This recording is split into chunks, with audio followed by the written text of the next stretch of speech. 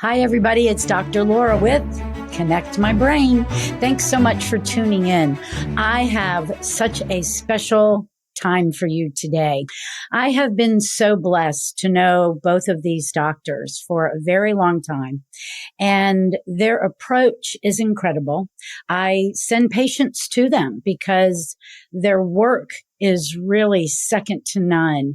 And I think you're really going to enjoy the information that they're going to share with you today because, you know, there's a lot of new talk out there of, I think a lot of people almost coming on board, realizing the importance of knowing how the body works, how the brain works, how the emotions work, how it all plays together like an orchestra. And I want to continue saying chiropractors have known this for a really long time. I've been practicing for 30 years, and I'll let Dr. Mike and Meg tell you about their journey. But thank you so much for joining me today. I'm so happy to have you on my podcast. And let me just say, take it from here and tell us about you and share with us some incredible insights about neuroplasticity. Yeah, thank you for having us. It's always fun to hang out, even virtually hanging out, right? Yeah. Neuroplasticity is one of my favorite terms. I think it was, in my opinion, maybe one of the most groundbreaking discoveries about how the brain and nervous system works, and you know this better than anybody, working in the pediatric space. For a long time, they just thought we had neuroplasticity or the ability to rewire and change the brain for like the first few years of life, right? They always said, like, if you don't change it by age 7, your kid will never change, and all of that stuff that we can kind of throw out with the bathwater now, right? But, they actually realized that we have this neuroplasticity or this ability to change the brain from cradle to grave. Mm-hmm. I always say the oldest patient I ever worked with in the office was 92. Wow. And she had really severe dementia. And, when she came to us, her kids brought her in and came with grandkids, and they brought her in because her memory, she didn't remember them, all of that kind of stuff. Mm. She didn't remember who her kids were. She remembered them as her grandkids. And she didn't even know she had grandkids. So by the time she left, she was telling us about the birth of her kids, the birth of her grandkids, how she used to take everybody fishing and all sorts of fun stuff. So even at 92, you still have this incredible capacity for neuroplastic change or creating new pathways in the brain. So I've always thought, I love the statement from cradle to grave, as opposed to the old thinking of, if your kid doesn't have it fixed by age 7, you're kind of fried or you're done. That never made sense to me with everything that I went through in my life and what I know Dr. Meg here did in her life as well. So, why don't you tell us a little bit about what did happen to you? Yeah. So, I think we both have two separate stories here, but so my intro into healthcare, and I think you get this too. I think in healthcare, especially in what's traditionally called alternative healthcare, which I think should be primary healthcare, but, the weird stuff, we get called to do it more than in another profession, right? You might want to be a CPA to make money or be an author to do this. I think in healthcare, you usually have a story, whether it was yourself or a family member that went through it. And for me, it was when I was 15 years old. I'll give you the really quick version. I was paralyzed when I was from a football injury in my sophomore season. So playing JV football, I got hit really weird and taken down kind of oddly. And, I finished the football game, actually. I had some pain, and I woke up. The game was on Thursday night. I actually woke up Saturday morning, and I couldn't feel or move anything from about the chest down. Okay. And I screamed so loud, I woke up my neighbor from 2 houses down who was going fishing at about 5 a.m, was standing next to me in about 30 minutes because I screamed so loud he thought somebody was dying in our house, and came over, knocked on the door, and was able to check me out. In addition to my mom and my stepdad standing there next to me too. But originally when I got to the hospital, the doctors diagnosed me with a spinal stroke, and the differential was MS. Wow. And they told me I'd never walk again. So Thankfully, the doctors, didn't know all that much, and I walked out of the hospital about a month later. But obviously, a lot more into that journey and things like that. And the cool part about it, what changed my life, was about a year later. I had gone through all the neuro rehab, and I was walking again and doing that kind of stuff. About a year later, so this is my junior year in high school, I went to the chiropractor that all of my friends were going to, that were football players and stuff, and they would go to him and get adjusted. And so I went in there, and, even though I was walking, I had a few deficits. I couldn't feel temperature, like hot and cold. I couldn't feel below that line. I couldn't feel pain. It was actually, this is really interesting. I still think it's interesting. When I would stub my toe, I wouldn't feel pain, but if I went to go step on my leg, it would collapse under me. Wow. Because I didn't have a pain sensation, but my brain was still getting a signal that something wasn't right. So it didn't feel the pain per se, but it wouldn't allow me to use that limb until what I would have assumed was the throbbing or the pain went away. And then I could get up and kind of walk it off. But when I went to this chiropractor, I got adjusted, and he was an old school guy. So he literally, like, those guys, they pick you up, they rattle just about every bone in your body. If it has a connection, they adjust it, right? He's adjusting my earlobes and all of that other stuff and making everything pop and crack. And I thought it was cool. I felt better leaving. I'm like, wow, I can move like better than I ever have. But I got home that night, and I was making up a shower before going to bed, and I put my foot in the tub, and I'm like, oh crap, that's too hot. And then I was like, wait a minute. Oh crap, that's too hot. Like, I was dipping my toe in and out, like, oh my God, I can feel this again. Wow. So, even, a year afterwards, he did some things and adjusted and all of that. And I had no idea at 16 years old what had happened, but now I know exactly what happened. He created neuroplastic change by removing the interferences that were blocking the signals from my brain to my body. He very quickly created that neuroplastic change and opened up some new pathways. So, that's what led me down the rabbit hole of functional neurology, and now working with patients that have gone through things similar to mine. That's just incredible. Wow. And I love, we're going to talk about the book in a little while, but I love the picture. It really, it captivated me. So this is you as a football player. And then this one here, it's like the breaking free. Great. We'll talk about his book in a little bit. Okay, Dr. Meg, what's your story? So my story, a little different. I didn't have any big, huge, and that's why writing a book was like, why would I write a book for, what I went through, like he had this big, huge thing where he was paralyzed and now he's walking again, like, wow. And he kept encouraging me to kind of talk about my story at different events and, about what I've been through with depression and anxiety. And I thought, well, it's just stuff people go through and, you just got to kind of find your way. But the more that I kind of started working, getting worked on over the years and realizing that, I had this neuroplastic loop that I thought something was wrong with me. I had low self-esteem. I felt worthless. I felt like a failure. All of these little stories that, I've been telling myself in my mind for my entire life. And, realizing that a lot of other people out there, feel these kinds of things as well.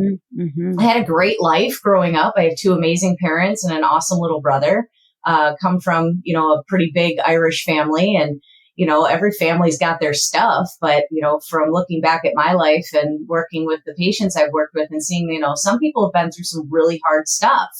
But it's all relative when it's you going through what you're going through and what your experiences is and what emotional reality you're creating. And so looking back at a lot of the stuff that I was going through, just the stories that I kind of had in my mind, not like anything really bad happened to me, but I just always felt this heaviness and this sadness inside. I always wished that I hadn't been born. I wish that, I could just, to be blunt, that I could just die, that I didn't have to be here. God made a mistake and I shouldn't be here.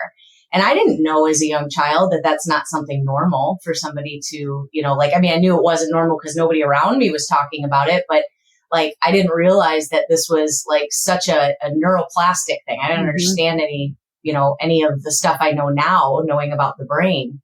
So I kept driving these patterns. And every time I would do bad at something, like not get good grades in school, and I'd see my brother get great grades and I struggled, and he just was just naturally bright. He just breezed through school. I just kept building this story up inside of how worthless I was, how much of a failure I was, not able to see the things that I was good at. And then over time, it just chips away at your self-esteem, that you start getting into destructive patterns and, finding ways to kind of make those voices and those feelings just stop.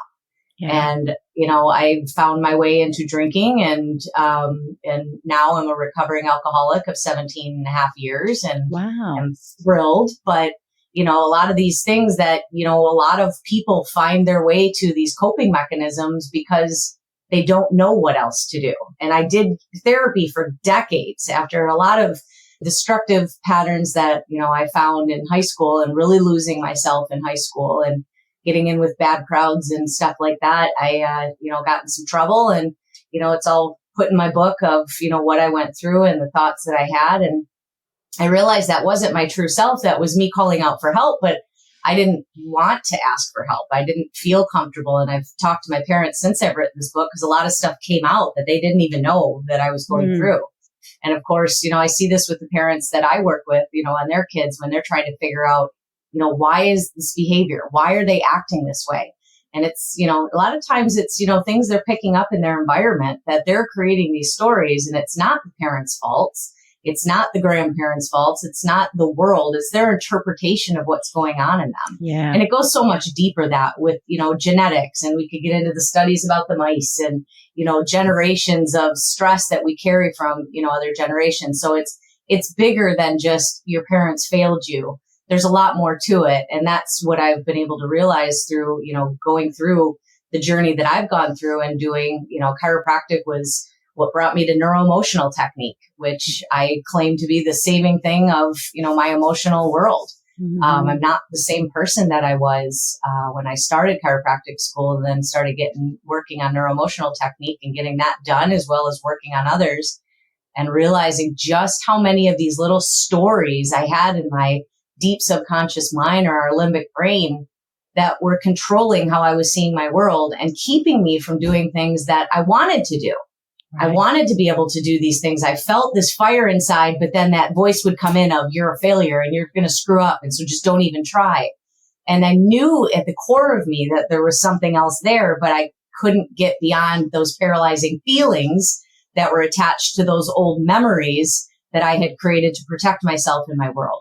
Yeah. So through doing, chiropractic, I'm, especially with all the research my husband does and the awesome people at Life University and Dr. Heidi Havoc, knowing how much the adjustment empowers our brain and changes our brain. And then doing techniques like neuroemotional technique just helped break me from those limbic loops that kept me paralyzed as that person that I didn't want to be. And now, looking at my life in a whole different perspective, that, I have fears and things I still need to work on, but it's not as debilitating and crippling as it was growing up, where, I found coping mechanisms to survive my life. Now I feel like I can actually live and thrive in my life because I don't have these things holding me back. So wow, that is just incredible. Would you guys touch a little bit for the audience on what is a limbic loop? I think that's a very powerful word. And I mean, even in my practice, I'm amazed at how many little people are already starting the stories. So can you touch on that a little bit? Yeah. So the limbic brain, for everybody out there, that you've got kind of some hierarchies that are in your brain, right? The prefrontal cortex is the part that makes us human. It's also the last part to develop. Your prefrontal cortex in males, we're a little slower than females. The male brain doesn't fully develop the prefrontal cortex till about 25. Females usually right around 23. And that's the part that sees the big picture, realizes everything's going to be okay, connects us to others, all of that kind of stuff. Then you've got the cerebellum, which is the part that balances and coordinates everything out. And in between, you've got the survival brain. And we typically refer to it as the limbic brain. And there's other parts. I'm simplifying this for this part, but you've got the limbic brain, and it's really responsible for survival. It's where, you hear a lot about dopamine in the media and things like that. Dopamine really affects that limbic brain, or the basal ganglia. And it's responsible for your survival stuff. So it doesn't worry about connecting you to something bigger than yourself or to others or seeing the big picture. Its only real concern is about making it to tomorrow. So what it'll do is if you have something happen and you do whatever your reaction is and it keeps you safe, it's going to make a little note of that and be like, okay, that kept me safe. It doesn't worry about the big picture, but it keeps you kind of almost withdrawn. So it's a lot safer to not be vulnerable. If you look at like Brene Brown's stuff, I know she loves Brene Brown. She talks a lot about vulnerability. Vulnerability, or the ability to be vulnerable, comes from having a strong prefrontal cortex. But if you look at what the media is doing to us now, or a lot of that stuff, it's a lot of fear driving, right? They want to keep you in fear mode because that's what clicks, it's clickbait. You hear that term a lot, clickbait, but that's what it's activating, is the limbic brain. So the limbic brain, responsible for survival, a very specific part of it called the amygdala, is what actually deals with your fear responses. So when you have something that causes fear, you react, it keeps you alive, you're going to keep reacting in that way. And when you look at it in the research or in the literature, they actually call it amygdalar hijacking, because the amygdala will hijack blood and nutrition and resources from the front part of the brain that makes us human and connects us to others, and from the back part of the brain that does balance and coordination and makes everything pretty. And it will drive into that limbic state, or that survival mode, which keeps you more withdrawn and keeps you in yourself. And that's what we refer to as a limbic loop. So you start to create these movies, right? If you see somebody off talking in the corner, you automatically go, oh, they must be talking about me. And then you retreat within yourself. You don't become vulnerable and reach out to them because it keeps you safe and it made you get to tomorrow. But it doesn't necessarily make you a good human being or a good neighbor or a good any of those things. And so that's what we refer to as the limbic loop, because it will literally drive and repeat unless you actively do something to break that loop.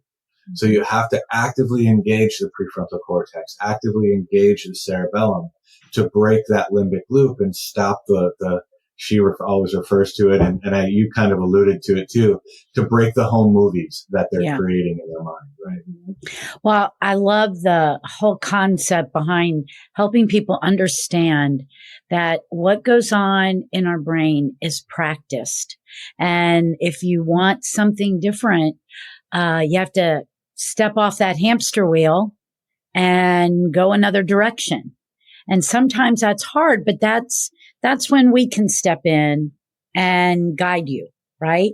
And you can do it through different types of neurology approaches, like maybe it's eye movements, maybe it has something to do with auditory, maybe it has something to do with balance, responses, and then it can be this emotional release. And I think that's really important, especially in pediatrics.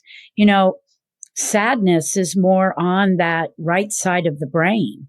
And what they're finding is that these kids, that right side of the brain should be driving the development in the beginning. And if it's dampened, they don't have the power in the right side of the brain. It's like you've started out of the gate with a problem. And that's why I think these little ones are I'm amazed at the trouble that they're really demonstrating. It's really frightening. Dr. Meg, what do you think about approaching, like, 'cause your technique of choice is NET, right? Yes. Okay. That's, my primary thing. All right. So you've got a kid that, because we can work balance, we can work eye movements, but what are you going to do with that little one they are either anxious, depressed, withdrawn? I love that you use that word. I see a lot of that.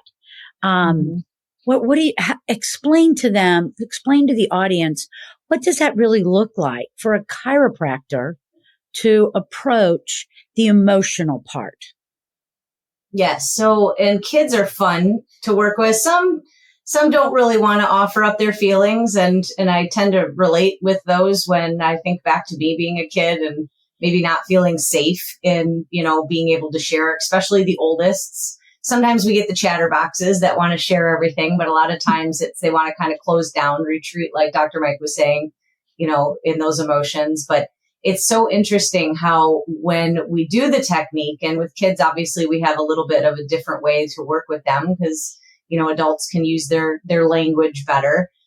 So we have little, like an emoji sheet that shows all the different kinds of emotions so that the kids can kind of point to, it made me feel like this.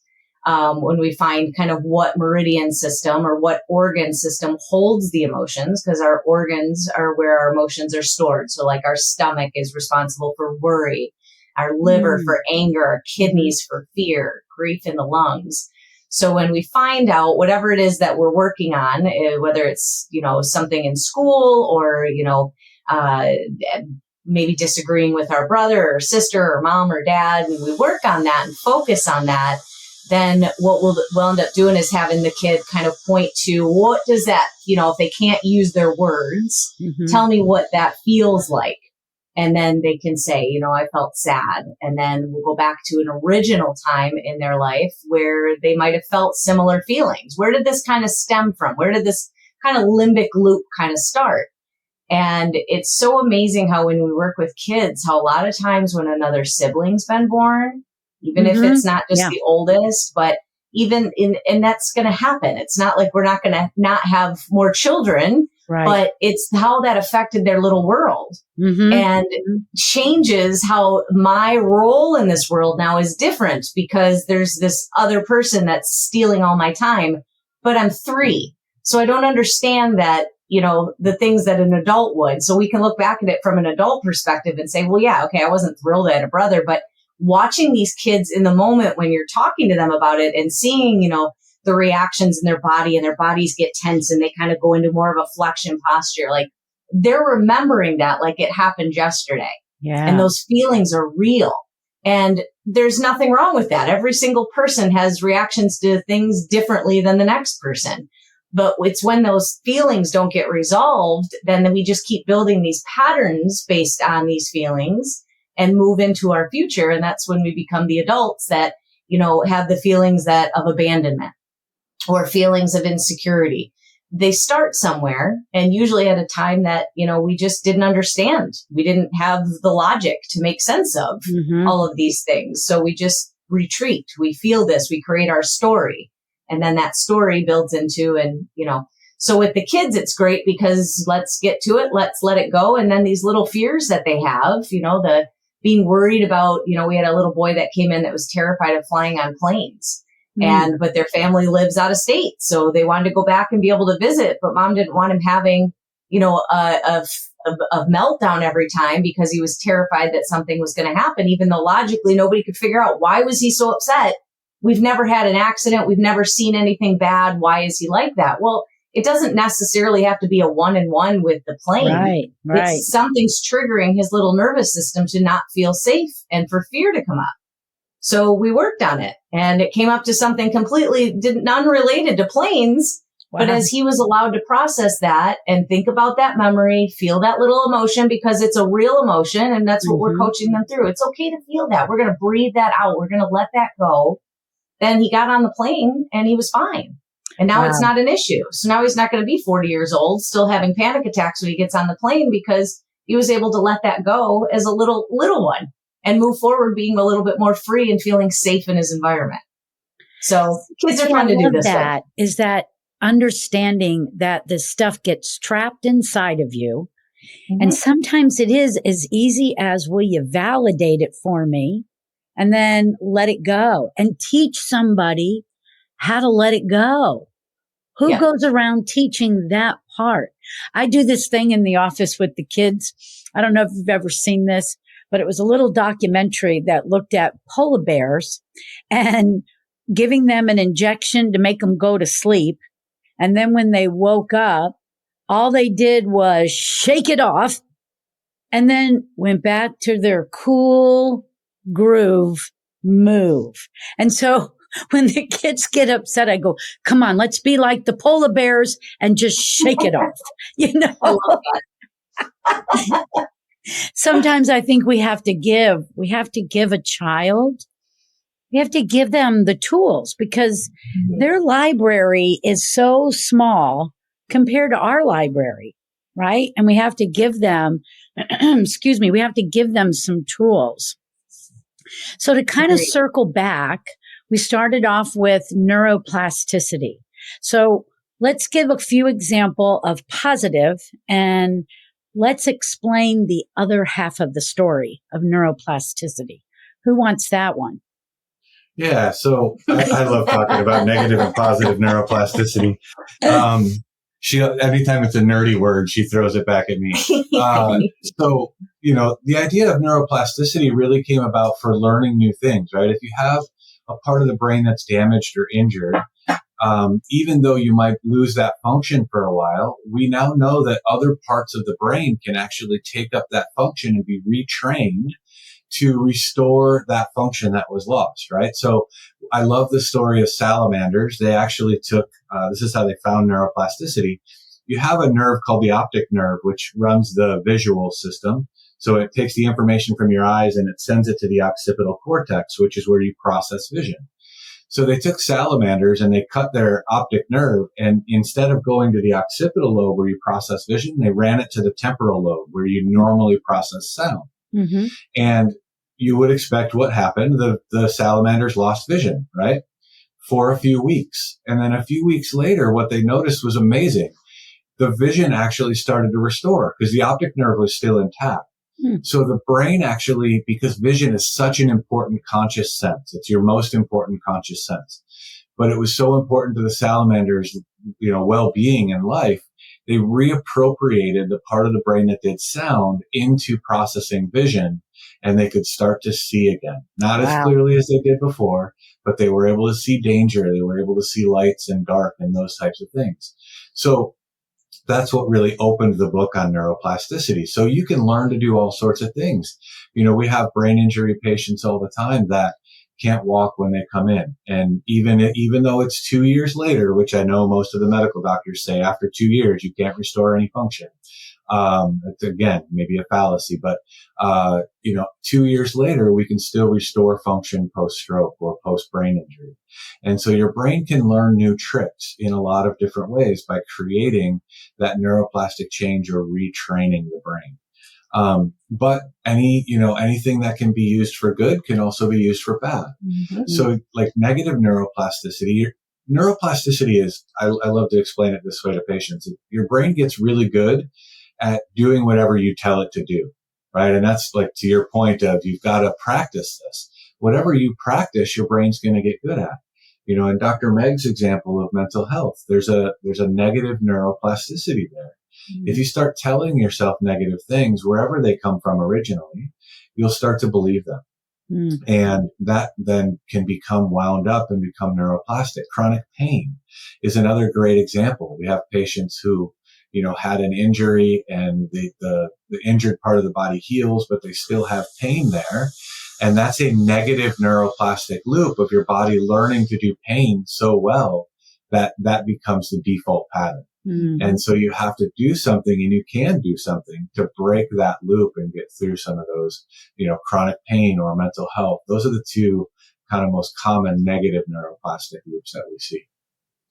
Well, and I can remember too, I used to speak for foot levelers for a long, long, long time. And for the audience, that's a company that makes custom made orthotics for your shoes. And it was one of the things that I would always talk about with the group of chiropractors was how many of you are working on somebody that's been in chronic pain for a year? Raise your hand. And of course, almost every hand goes up. And then I go, how about 5 years? How about 10? How about 15? How about 20? And there's always at least 2 or 3 that are still left up. And then you ask, what's the attitude of that individual? What's their disposition? Are they running around clicking their heels? No. They're typically depressed. They're typically not looking at life with joy. And that chronic pain, they've actually found that you will lose 2.3 cubic centimeters of gray matter for every year that you are in chronic pain. We have to break these patterns. That is just essential to try to, bring joy back to their life, right? Yeah. So I had, Dr. Meg, do you want to add anything? Yeah, no, it's interesting. He did a conversation on social media not too long ago, because we see that a lot, and I'm sure you do as well. Any healthcare provider does. Just the identifying with the diagnosis. And I think you just said it so well about how that creates, again, that neuroplasticity. Like, I am this diagnosis. I am this problem. You know, I looked at myself as I am the depressed girl. You know, I am the broken one. Like, that was my story. That's what I told myself. So of course, everything that I did, that was the lens that I was looking at my life, because I kept reinforcing that. I didn't know any different. And that's not to say that, you know, anybody's to blame for, you know, getting a label put on them for whatever it is, whether it's a diagnosis or it's your family member said something to you growing up and you just took it and believed it. It's a story. But it doesn't have to be something that you have to commit to. But knowing that there are things that you can do. And that's why I'm so passionate about emotional health and people breaking through the emotional stories that they're living. Because whatever that story is, if it's negative, if it's not positive, it's holding you back, and it's keeping you in a place that you probably don't want to be. But there's ways to get beyond that. And I'm not saying neuroemotional technique is for everybody. It worked for me. I did years of therapy, and I only found that it was like bringing up an old wound, remembering how much it hurt, remembering how worthless I felt, but I never got any resolution. So then I'd go to the bar and I would drink, because now it felt terrible. I felt raw. I felt uncomfortable. So how do I make this stop? How do I make this go away? So I found a coping mechanism. And that's what I found through talking to a lot of people that struggle with, you know, addictions with drinking, is I just want it to stop. So I just need to quiet my mind. I just need to turn those voices off. And I get it. I've been there. Right. And therapy didn't help me. I have a lot of therapists that do NET that I refer patients to for patients, because I think therapy definitely plays a piece and can be very helpful to many. But it didn't help just talking about my problems with what I learned later on from you, that it's all your conscious brain that you're talking from, not your limbic, not your subconscious mind that holds all those stories. So when I was able to do something about breaking those patterns, breaking the memory, and the body holding on to that emotion, and allow that to resolve so that it could extinguish, then I've started feeling like, oh, I don't have those triggers anymore. Wow. What used to upset me when somebody would say something and make me feel like that little scared child again. Wait, I remember I used to feel, where did that go? It wasn't there anymore, because I allowed myself to let that story go. It happened and I can't change the past, but I don't have the firing emotion of, you know, intensity attached to it anymore. It's just something that happened, and I can still move forward and still have, you know, my prefrontal cortex seeing the bigger picture, seeing that things are going to be okay. I can get through the day. Yes. All wonderful things that I've learned from you along the journey. And it's real. You can feel it. It's palpable. It's just not holding me back anymore, but you have to find ways to let that go. I used to, I'll share one from me is, I was a twin, and my twin miscarried out. And when they went to go clean my mom, they go, wait a minute, we can't, there's another heartbeat. So they didn't even know that I was there. And that little tagline that I just said, nobody knew that I was there. That has been a tagline for me a good part of my life. And when I would talk about it, I would cry. And so I do a lot in the brain as well. And I knew that was like a PTSD moment when that emotion comes up as though it's still right there. It does. It's as if you are reliving it every single time. And now look, I just talked about it on the podcast and didn't cry, didn't shed a tear, right? I feel very blessed that I have that experience. I think about my twin every day of my life. I know there was somebody there, but I know I'll see them again. And it's now in a comfort place. It's been released. And so I can even attest to that kind of a release to make sure you can move on and not live in something that, one, I can't change that outcome, but I can find joy, right? And so that's the part. And I just see so many little kids holding on to this stuff. And I really hope the audience, like if you know of any family where the child is struggling, we're not trying to advocate, don't go to a counselor or something like that. Mm-hmm. I do agree with Dr. Meg. I've tried counseling in the past.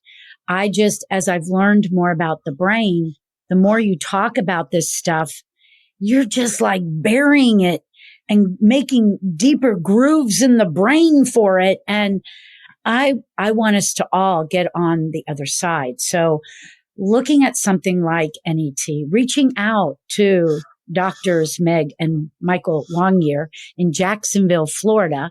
If this is resonating with you, I really encourage you to reach out. I think it's amazing all the different options that we actually have available to us, you know?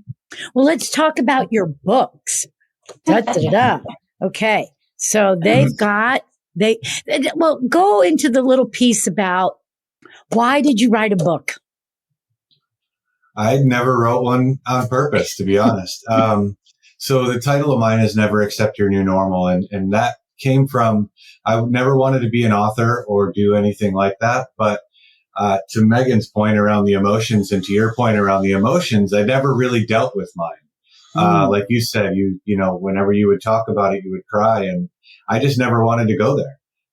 So I never talked about it, never cried until one night I woke up at 4:30 in the morning and I just had images and visions of being in the hospital and a lot of the things that I went through and just tears streaming down my face. And the only thing that stopped it, that book actually started in the notes section on my iPhone.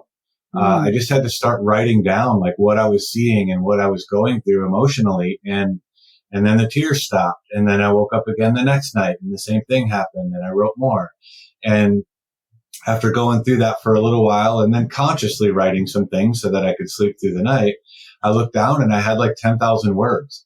And I thought, I'm like, you know, I copy and pasted it into a Word document. I'm like, wow, there's 10,000 words here. Maybe I can help somebody with this.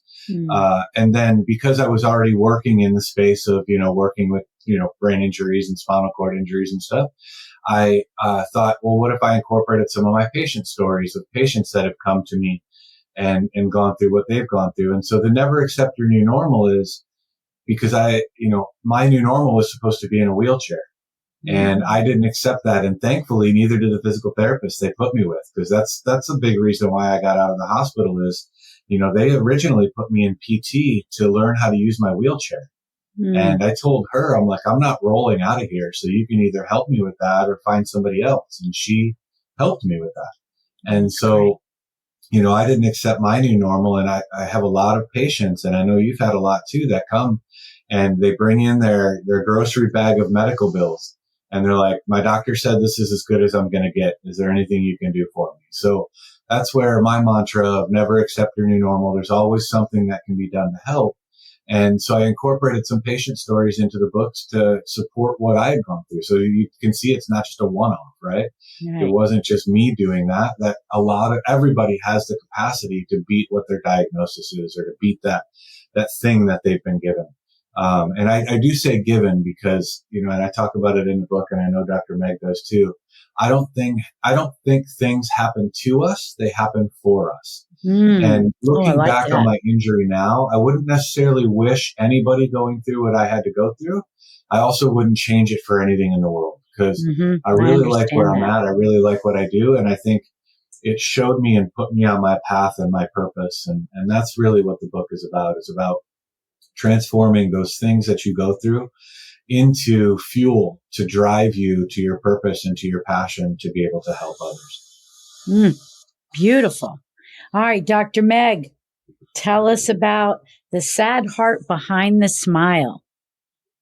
Well, I'm going to credit a lot of this to this guy right here because I didn't think my story was worth anything. It was just, okay, I was depressed and now I'm not. Cool. I love NET and I want everyone to do it. But I didn't think I really had anything to share. Like, his story is just so powerful. We're coming from what he did and, getting beyond that. But he kept having me come do little talks at events, like at our CEs, chiropractors getting together, right? And he'd say, get up there for 30 minutes. And I want you to just tell about the emotional piece and tell a little bit about your story. And so I'd tell a little bit about it.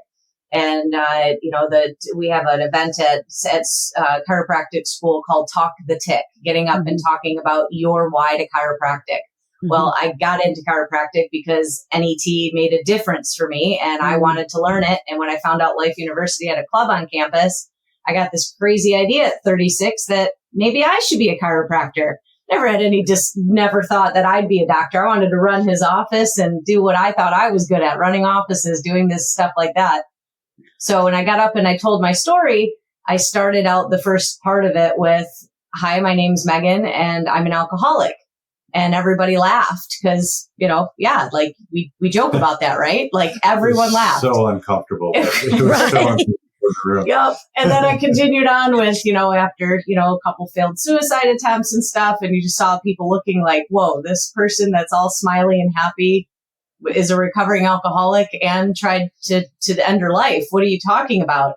And it was a very empowering thing because I couldn't hold it together. Just like you were talking about with your twin, I was sobbing and, couldn't pull myself back together. But after that talk, I had a couple people come up to me and talk to me about their struggles with alcohol and how they didn't know how to, handle it and who to talk to. And then he had me doing some other sessions. So it got a little easier the next time, talking a little bit about these vulnerable pieces. Next thing I know, he's, you really should put this all down in a book because then more people can get that, feeling of I'm not alone. I'm not broken. I can be heard. There are things that can help me, even though I've tried all these things like I had. I swear I owned every single book, self-help book out there that anybody wrote. I did tapping. I did everything. My poor family with every book that I would buy and like trying this stuff endlessly and just never feeling like I had that breakthrough. Wow. So the book kind of just came out of that as like, well, I'll try writing some things down. And then, things started kind of pouring out. And what I found was what a huge help it was for me realizing patterns I didn't even recognize because even in the 10 years that I've been getting NET work done and I still continue and I will till the day that I leave this earth, there's always more layers, but you may not be ready to go there yet. You've got to peel that onion away gently so that you can gently let go of some of these things. And then the deeper that you can go when it's safe for your body and your mind to do that, some of the big patterns that come up and can show their face really give you an awareness about where you've been stuck. And you just would have never put that together as you're logically trying to find the answer, right? We're doctors. We want to find the answers. We should be able to figure everything out. Sometimes it's not time yet. And sometimes you're not ready for it. But when you do, the releases and the changes, it's monumental. So it was definitely not an easy journey. There were multiple times that I thought, I don't know that I want to put this out there. I don't know that I want to share all of this. And, he's been super encouraging and I'm glad that I did because I've gotten a lot of feedback from people that, again, just felt the same way that I did, just didn't know what to do and where to go and what else can I try? I've tried everything and nothing's worked. So I'm just hopeless. And I don't believe anybody's hopeless. I believe everybody can heal. But like true to your mantra of never accept your new normal, I truly believe that behind every symptom, there's a story. And it may take a while to peel those layers of the story away, but there's always healing that can be done when it comes to the emotional wellness or the emotional well-being of our mind and our body and what we're holding on to in that story. And when we can strip those layers away, the body's being unburdened. And true deep healing can really happen when we are willing to look at that as slowly as you need to go, but don't neglect that piece of the emotions and how that's affecting your health. Well, I think it's, the emotional piece is sometimes it's embarrassing and people, they feel ashamed. And then you just start adding more layers to what it is that you're feeling. It's kind of like the vaccine conversation. Everybody, don't want to talk about vaccines when we should be able to talk about this stuff. So how we feel is given to us, and it's okay. Well, I'm super glad that you both wrote a story. And why don't you, as we close out our time together, why don't you tell everybody how they can go and find out more information about your books and your clinic? Yeah, so we've made the first chapter of our copy available for anybody who wants to read it and see if it resonates with them. So we'll drop some links in the bio here, the write up for the talk. And if you click the link, it'll take you to our websites, and you can actually learn a little bit about the book and read the first chapter right online. And if it's something that resonates with you, then there's a purchase page there that takes you to Amazon to be able to buy it too. They're both available on Kindle. And that link will actually take you to our websites, which allows you to kind of check our clinic out and see all the weird stuff that we do. And because we're a little bit of a blend of two different things. I'm very science heavy, and Dr. Meg I always call her the woo one. Tell them about your podcast. Yeah, we have a podcast around that as well. It's called the Woo and the Science Podcast, and it's because Dr. Meg is the feely one of the two of us. She feels everything, and I'm the scientific one. So, our approach in office maybe looks like they're complete opposites and they don't go together. But the reality is our brains and our bodies are a little bit of both. We need to have some science in our approach. And as much as I hate to admit it, we need to have some emotions and some feels to the things that we do too. Science is catching up to my woo, isn't it? Yeah. And that's the other part I was going to say. I love that part in your podcast. I keep hearing Dr. Meg go, "Oh, this is recorded." I love it. It is. Yeah, I keep giving her ammo to go against me. You are. And what's the name of your clinic, and where are you? We're in Jacksonville, Florida, and the name of the clinic is the Brain Optimization Institute, because we can optimize our brain to get through just about everything. Mm-hmm. Well, thank you so much for being with me today. This was a lot of fun, and I'm sure the audience loved it and got some new information. So thank you for being with us. We really appreciate it.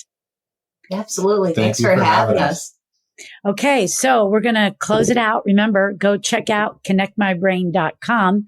Make sure you're watching for the new things that are coming out on the website. We're very excited. And we also have an app. Guess what it's called? Connect My Brain. Everything about us is called Connect My Brain. Thanks for being with us today, and be blessed.